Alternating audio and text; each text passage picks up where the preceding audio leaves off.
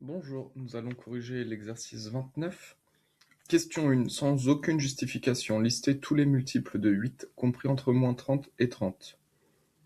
Alors, tous les multiples de 8, on récite la table de 8. Donc attention, tous les multiples de 8 sont compris entre moins 30 et 30 sont, alors on récite, allez, on démarre 8 fois 0, 0. 8 fois 1, 8. 8 fois 2, 16. 8 fois 3, 24. 8 fois 4, 32. Donc là, on dépasse les 30. Et après, on n'oublie pas les négatifs. 8 fois moins 1, ce qui donne moins 8. 8 fois moins 2, ce qui donne moins 16. 8 fois moins 3, qui donne moins 24. Et 8 fois moins 4, cela donne moins 32. Donc attention, les multiples, ce sont les nombres qui sont dans cette colonne ici, que j'encadre en rouge. Ce sont ceux-là les multiples de 8. Donc les multiples de 8 sont ici, et on veut les multiples de 8 entre moins 30 et 30, donc on dit tous les multiples de 8 compris entre moins 30 et 30 sont moins 24, moins 16, moins 8, 0, c'est bien le 0 qui est ici, 8, 16 et 24. Voici pour la question 1. Question 2. Listez tous les diviseurs positifs de 40. On notera cet ensemble des plus de 40, c'est-à-dire les diviseurs positifs de 40. Donc le premier diviseur positif de 40, c'est 1. Donc on écrit 1 fois 40 est égal à 40. Après on regarde 2. Oui, 2 c'est bien le diviseur. 2 fois 20 égale 40. Ensuite 3, ce n'est non. 4, oui. 4 fois 10 égale 40. 5, oui. 8 fois 5, 5 fois 8, 40. Après 6, non. 6, c'est pas dans la 6. 7, non. 8, 8 fois 5, 40. Après, on revient ici. Donc, on a tous les diviseurs positifs. Les diviseurs positifs de 40, on les a tous trouvés. C'est donc l'ensemble constitué des nombres entiers 1, 2, 4, 5. Et il y a aussi 8, 10, 20 et 40. Et on ferme la parenthèse. Question 3. Déterminer tous les entiers relatifs, attention, tous les entiers relatifs n tels que 5 divise n plus 3. Donc on veut trouver tous les entiers n pour que 5 divise n plus 3. Donc déjà, alors, je vais vous donner la réponse générale, mais déjà on peut se dire, bah, si n vaut 2, 5 divise 2 plus 3, 5 divise 5. Pareil, si n vaut 7, bah 7 plus 2, 3, et 5 divise 10. Après, il ne faut pas oublier, allez, je sais pas, si n vaut moins 8. Moins 8 plus 3, ça donne moins 5. Et 5 divise moins 5. Si n vaut moins 3 plus 3, 0. Et 5 divise bien 0. Donc, vous voyez, là, j'en ai déjà trouvé 1, 2, 3, 4. Allez, j'en sais rien, encore un suivant. Si n vaut 12, 12 plus 3, 15. Et 5 divise bien 15. Donc ça, hop, c'est sur mon brouillon. Donc, j'en ai déjà trouvé 5. Mais nous, on veut tous les trouver. Donc, on écrit n divise la barre verticale, ça c'est dire divise. N divise, qu'est-ce que je raconte 15, oh dis donc, 5 divise n plus 3, si et seulement si, on écrit la définition du cours, il existe un entier relatif k, tel que 5 fois k, donc 5k égale n plus 3. Et donc, ça, est équivalent à dire, il existe un entier relatif k, tel que, donc si plus 3 à gauche, plus 3 à droite, donc n est égal plus 3 à gauche, plus 3 à droite, 5k plus. Mais qu'est-ce que je raconte? Faut que je fasse attention, là. On veut le n, donc moins 3 à gauche, moins 3 à droite, donc ça fait n égale 5k moins 3, tel que n égale 5k moins 3. Voilà, donc bilan. 5 divise n plus 3, si et seulement si n est de la forme 5k moins 3 avec k un entier relatif.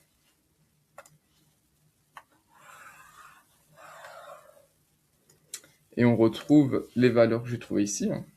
Là, les valeurs que j'ai trouvées là, on peut les retrouver. Si k vaut 0, k c'est un antirelatif, donc si k vaut 0, on trouve que n vaut moins 3, hop, c'est ce que j'avais trouvé là. Si k vaut 1, on trouve que n vaut 2, ah bah c'est celui que j'avais trouvé ici. K c'est un antirelatif, donc on peut prendre moins 1. Si k vaut moins 1, n vaut moins 8, ah bah j'avais trouvé bien le n ici à tâtons, ainsi de suite, ainsi de suite. Donc si 5 divise n plus 3, c'est-à-dire que n est de la forme 5k moins 3 avec k un entier relatif.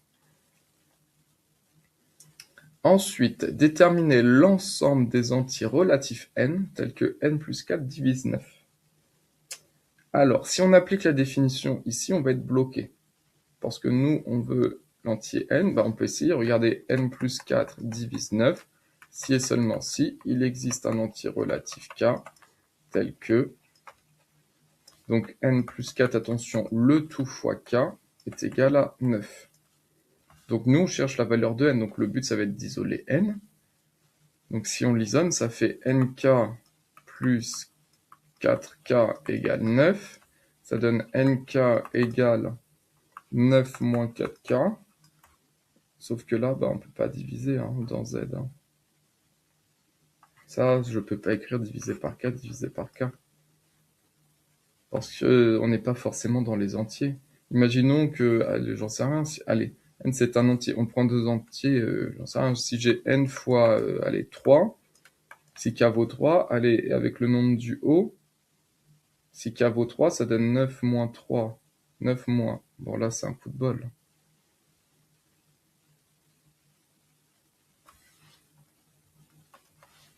Bon, ça, un si k vaut 5, allez, hop, ça donne n fois 5, égale 9 moins 20, ça donne moins 11. Voilà, donc imaginons, si on prend k égale 5, on aurait donc n fois k égale moins 11. Et donc si on divise par 5, on a donc n égale moins 11 cinquième. Sauf que moins 11 cinquième, ce n'est pas dans les entiers relatifs. Donc n ici n'est pas un entier relatif, donc c'est pour ça que là je ne peux pas diviser par k. On ne sait pas si on obtient un nombre relatif. On sort de l'ensemble des nombres entiers relatifs.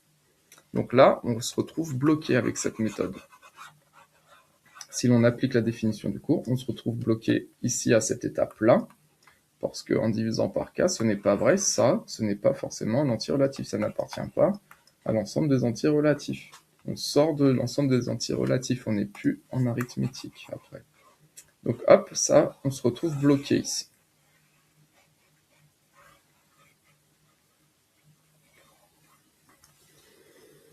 Donc là, déterminer l'ensemble des entiers relatifs n tel que n plus 4 divise 9. Mais on sait que n plus 4 divise 9. Or, on va lister tous les diviseurs de 9. Or, tous les diviseurs de 9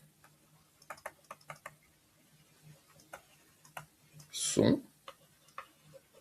Alors, on liste tous les diviseurs de 9, on peut le faire de tête. Donc, il y a 9 moins 9, vu qu'on est avec les entiers relatifs. 3 moins 3, et 1 et moins 1. Ça, ce sont tous les diviseurs de 9. Donc, si n plus 4 divise 9, n plus 4 divise 9, point. Or, tous les diviseurs de 9 sont 9 moins 9, 3 moins 3, 1 moins 1. Donc, soit n plus 4 est égal à 9, ou n plus 4 est égal à moins 9, ou n plus 4 égale 3, ou n plus 4 égale moins 3, ou n plus 4 égale 1, ou n plus 4 égale moins 1. Et tout cela, c'est équivalent à dire que soit n est égal, moins 4 à gauche, moins 3 égale n vaut 5, ou n vaut moins 13, ou n vaut moins 1, ou n vaut moins 7, ou n est égal à moins 3, ou n est égal à moins 5. Donc n plus 4 divise 9 si n vaut 5, ou n vaut moins 13, ou n vaut moins 1, ou n vaut moins 7, ou n vaut moins 3, ou n vaut moins 5. Et après, vous pouvez vérifier si vous avez le temps. Si n vaut 5, et bien 5 plus 4, ça fait 9, et 9, ça divise 9. Si n vaut moins 13 plus 4, ça fait moins 9 divise 9. Si n vaut moins 1, 3 divise 9. Si n vaut moins 7 plus 4, moins 3. Et moins 3, ça divise 9. Si n vaut moins 3, on obtient 1 et 1 divise 9. Et si n vaut moins 5, moins 1 et moins 1 divise 9. Ensuite, question 5. Soit n un entier relatif. Déterminer tous les diviseurs positifs communs possibles de 2n plus 4 et 5n moins 3. Donc, il faut déterminer tous les diviseurs communs positifs. Donc, c'est-à-dire soit D, un diviseur positif. Donc, soit D un entier naturel, tel que D doit diviser 2n plus 4 et D doit diviser 5n moins 3. Et donc là, l'objectif, vous savez, ça va être d'éliminer les n en utilisant les propriétés du cours. Donc 2 et 5, on voit que leur PPCM, leur plus petit multiple commun, ça va être 10. Donc on va faire x 5, et là on va faire x 2. Donc on écrit le cours. Donc D divise 2n plus 4. Donc, d'après la propriété du cours, D divise tous les multiples de 2n plus 4. Donc on peut diviser par 5. Donc D divise 5 fois 2n plus 4. D divise tous les multiples de 2n plus 4. Donc, D divise 10n plus 20. Et D divise 5n moins 3. Donc, D va diviser tous les multiples de 5n moins 3. Donc, D va diviser 2 facteurs de 5n moins 3. Donc, D va diviser 10n moins 6. Donc, D divise 10n plus 20 et D divise 10n moins 6. Donc, D divise la différence. Donc, D divise 10n plus 20. Attention, moins toute la différence, moins, parenthèse, 10n moins 6. D'après le cours, c'est D divise A et D divise B. Alors, D divise A moins B. Donc, 10n moins 6.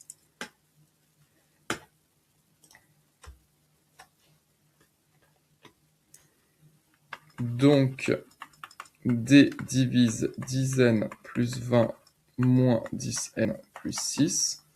Donc, D divise 26. On n'oublie pas que D est un entier positif. Donc, comme D divise 26, donc D est égal à 1, ou D égale à 2, ou D égale à... Alors 3, faut pas oublier, non, 3 c'est pas dans la table. 3 non, 4, 6 fois 4, 24, non, 5 non, 6 non, 7 non, 8 non, 9 non, 10 non, 11 non, ah bah prends 12, hein. Donc D égale 12, ou D égale 13, 13 fois 2, 26, ou D est égal à 26. 1, 2, 13, 26. Donc voilà, donc bilan. Les diviseurs communs possibles de 2n plus 4 et 5n moins 3 sont 1, 2, 13 et 26.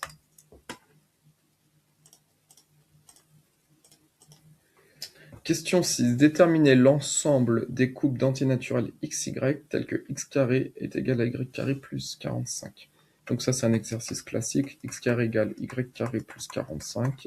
C'est équivalent à x au carré moins y au carré est égal à 45. Ce qui est équivalent à x moins y facteur de x plus y est égal à 45. Alors, x et y, ce sont des entiers naturels. Or, x et y sont des entiers naturels.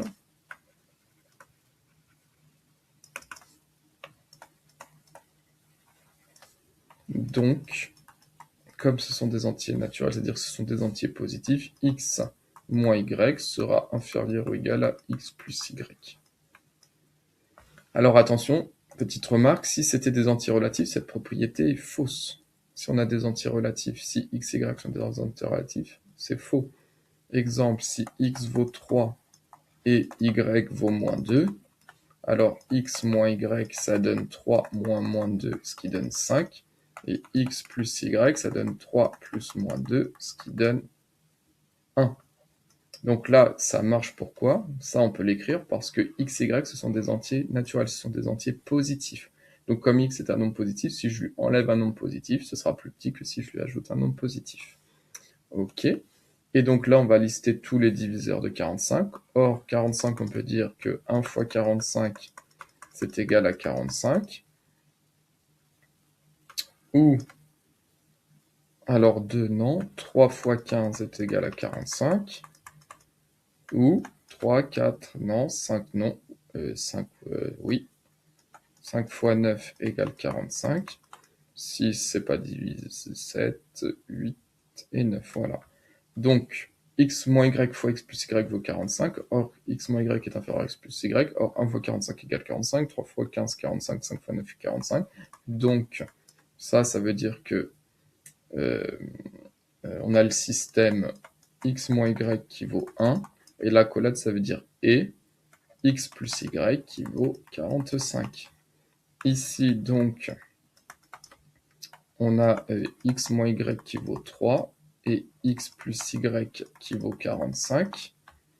Et donc ici, on a x moins y qui vaut 5 et x plus y qui vaut 9. Hop, c'est équivalent. Alors là, je vais essayer d'aller un peu vite. On va isoler le x dans la première ligne. Donc on trouve que x est égal plus y à 1 plus y. Et dans la deuxième ligne, ici, le x, je vais le remplacer par 1 plus y. Donc ça va donner 1 plus y. Donc on trouve 1 plus y égale 45. Donc on a 1 plus 2y égale 45. Hop. Donc ça donne moins 1, donc ça donne 2y égale 44. Et on divise par 2, donc ça donne y égale 22. Et donc x est égal 1 plus 22, 23. Donc x vaut 23, y vaut 22. Ensuite, ici, pareil, on va isoler le x. Donc je vais faire plus y à gauche, plus y à droite. Donc j'ai x égale à 3 plus y. Le x ici, je le remplace par 3 plus y, donc ça donne 3 plus y, donc ça va donner 3 plus 4y, parce qu'il y a le plus y ici, égale 45. Hop. Donc moins 3 à gauche, moins 3 à droite, ça donne 4y égale 42. Et 42 divisé par 4, ça donne 10,5, donc c'est bloqué. Pourquoi 45? Oula, 15. Oups. Donc là, 15. Donc ça donne 4y égale moins 3 égale 12. Voilà. Et 12 divisé par 4, ça donne 3. Donc y vaut 3. Et donc si y vaut 3, on a x égale 3 plus 3, 6. Et là, c'est donc équivalent à x égale 5 plus y. Le x, ici, je le remplace par 5 plus y, donc ça va donner 5 plus y plus 2y égale 9. Donc moins 5, ça donne 2y égale 4. On divise par 2, donc on trouve y égale 2 et x est égal à 7.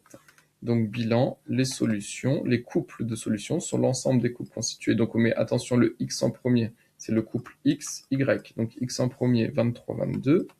X vaut 23, y vaut 22. Ensuite, il y a le couple 6, 3. Et il y a le couple x qui vaut 7, y qui vaut 2. Et si vous avez le temps, contrôle, on vérifie. Alors, si x vaut 7, y vaut 2, 7 au carré, 49 moins 2 au carré, ça fait 4. 49 moins 4, ça donne bien 45. Si x vaut 6, 6 au carré, 36 moins 9, 36 moins 9, ça donne bien 45. Et si x vaut 23, 23 au carré, 23 fois 23, ça donne 529. Moins 22 fois 22, 484. Et 529 moins 484, ça donne bien 45. Voilà pour la question 6. Ensuite, question 7. Soit n un entier relatif impair. Donc ça, c'est du cours. N est un entier relatif impair. Donc n est impair. C'est du cours. Si et seulement si il existe un entier relatif k tel que n s'écrit de la forme de k plus 1. Montrer que n au carré plus n est toujours pair. Donc n au carré plus n est toujours pair, c'est-à-dire qu'il faut montrer que n au carré plus est de la forme 2 fois k, où k est un nombre entier. Donc n au carré, donc c'est 2k plus 1, le tout au carré, plus n de k plus 1. Alors, 2k plus 1 au carré, c'est la première identité remarquable, donc ça donne a au carré, donc 2k, attention, le tout au carré, a carré, plus 2 fois a fois b, plus b au carré, plus 2k plus 1. 2k, le tout au carré, 2k fois 2k, 2 fois 2, 4k fois k, 4 carré, plus, ici ça donne 4k, plus 1 au carré, 1, plus 2k, plus 1. Donc ça donne 4k carré, plus 6k, plus 2. Et tout ça, ça va bien être un multiple de 2. Donc on va factoriser par 2, donc ça fait 2 facteurs de 2k carré, plus 3k, plus 1. Voilà. Or, k, c'est un entier relatif, donc un entier au carré, ça reste un nombre entier, fois 2, ça reste un nombre entier, plus un nombre entier, ça reste un nombre entier, plus un nombre entier, ça reste un nombre entier. Donc 2k au carré plus 3k plus 1 est un nombre entier. Donc, on peut dire que n au carré plus n, c'est de la forme 2 fois, on peut l'appeler k', avec k', c'est égal à 2k au carré plus 3k plus 1, qui est bien un nombre entier. Donc, on a montré que n au carré plus n, c'est de la forme 2 fois k' où k' est un nombre entier, donc n au carré plus n est pair. Voilà. Donc, si n est un entier relatif impair, n au carré plus n est toujours pair. Question 8. Démontrer que la somme de 5 entiers consécutifs est toujours divisible par 5. Donc si on est divisible par 5, ça veut dire qu'on est un multiple de 5. Donc soit n un entier relatif, alors on veut la somme de 5 entiers consécutifs. Donc des entiers consécutifs, ce sont des entiers qui se suivent. Donc si on a... Ah, pourquoi ça lag là? S qui est égal, donc on fait la somme n, plus l'entier qui vient après, ça va être n plus 1, plus l'entier après n plus 2, plus l'entier qui vient après n plus 3, et plus l'entier qui vient après n plus 4. Donc nous, on veut la somme des 5 entiers consécutifs.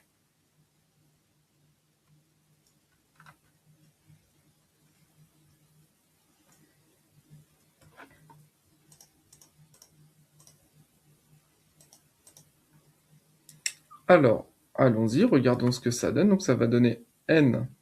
Donc ça fait n plus 1, plus n plus 2, plus n plus 3, plus n plus 4. Et donc ça donne n plus n2, n plus n3, n plus n4, n plus n5n. Donc ça donne 5n plus 1 plus 2, 3 plus 3, 6, plus 4, 10. Et ça, il faut montrer que c'est divisible par 5. Donc il faut montrer que c'est un multiple de 5. Donc ça, c'est de la forme 5 facteur n plus 2. Et ça, c'est de la forme 5 fois, on peut dire k, avec k qui est égal à n plus 2.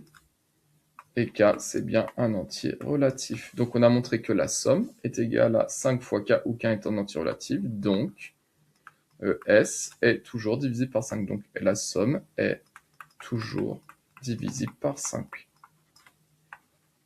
Divisible par 5.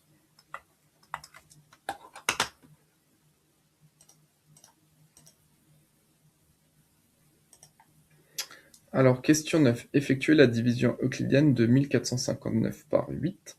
Justifiez votre égalité. Alors, qu'est-ce que l'on sait? C'est-à-dire quoi justifier votre égalité? Vous savez que la division de A par B, ça s'écrit A égale B fois Q plus un reste.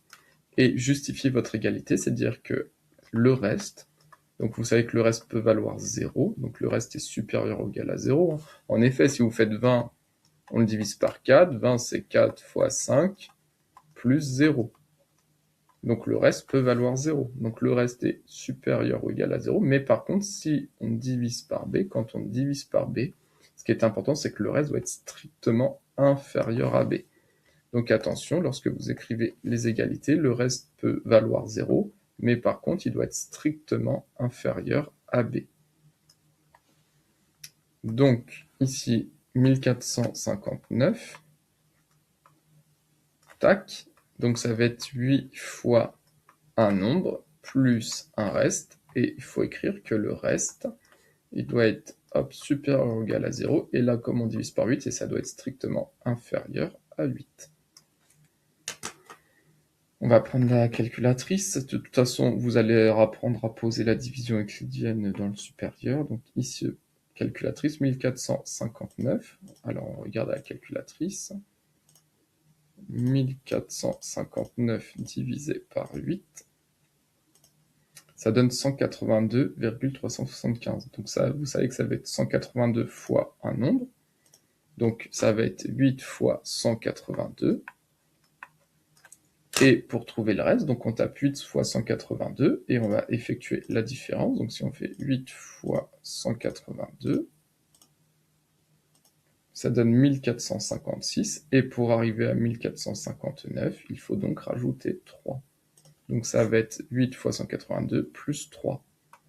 Et là, le reste est bien entre 0 et 8, strictement inférieur à 8. Voilà, on attend juste ça sur une copie. Ensuite, la division euclidienne de moins 174 par 10, donc c'est-à-dire que moins 174, on le divise par 10, donc ça va être 10 fois un nombre plus un reste, et attention, comme on divise par 10, le reste doit donc être supérieur ou égal à 0, mais strictement inférieur à 10.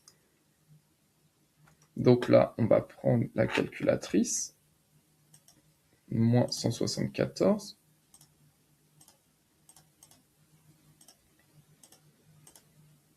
et on se dit, ah, bah ça fait moins 17,4. Donc on peut se dire, ah bah on va prendre moins 17. Donc on regarde ce que ça fait, c'est pas grave si on se trompe. Regardez, si on effectue moins 17, si là j'écris que c'est moins 17, alors ça donnerait moins 174 égale 10 fois moins 17, donc tout ça, ça donnerait moins 170. Mais moins 70 plus quel nombre permet d'obtenir moins 174? Et pas aucun. Moins 70 plus aucun nombre entre 0 et 10, pardon, je voulais dire quel nombre entre 0 et 10 on doit ajouter pour obtenir moins 174.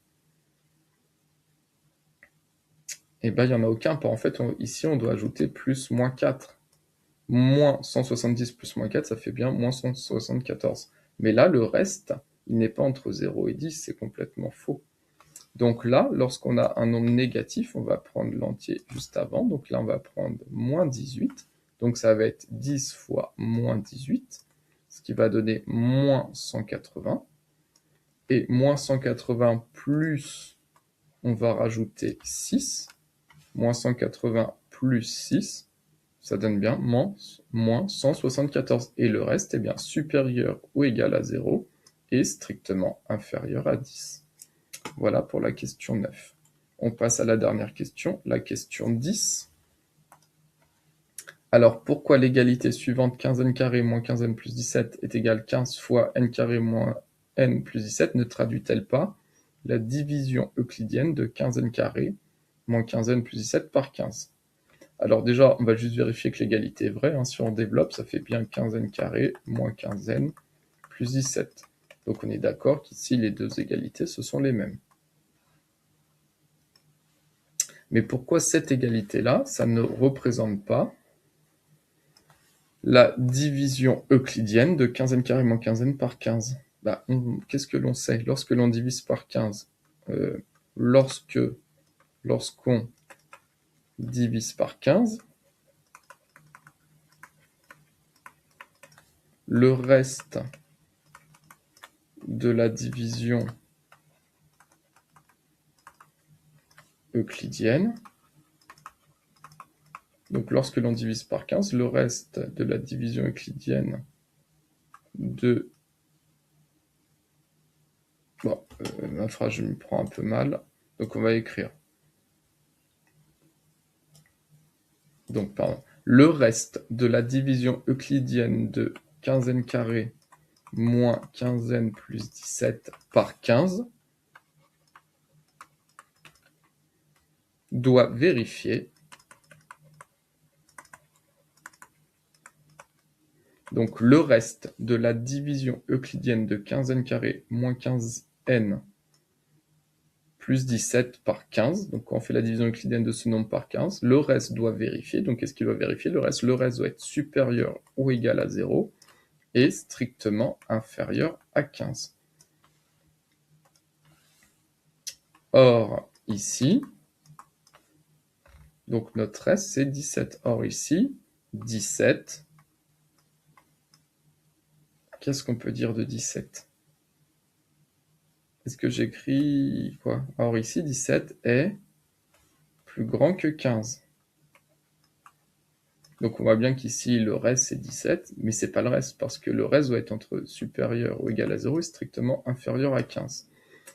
Donc, j'insiste ici, il y a une erreur importante, c'est que le reste doit être strictement inférieur à 15. Donc là, imaginons, j'avais pas eu 17, mais j'avais 15 ici. Est-ce que c'était la division euclidienne par 15? Bah, réponse non, par le reste doit être strictement inférieur à 15.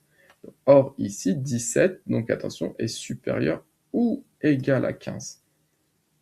Si le nombre est supérieur ou égal à 15, ce n'est pas la division euclidienne par 15. Pareil, je le redis, si là, on avait eu plus 15, c'est pas la division euclidienne par le reste, doit être strictement inférieur à 15. Donc là, ici, attention, 17 est supérieur ou égal à 15. Donc l'égalité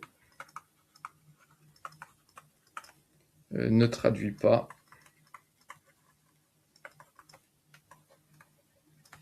la division euclidienne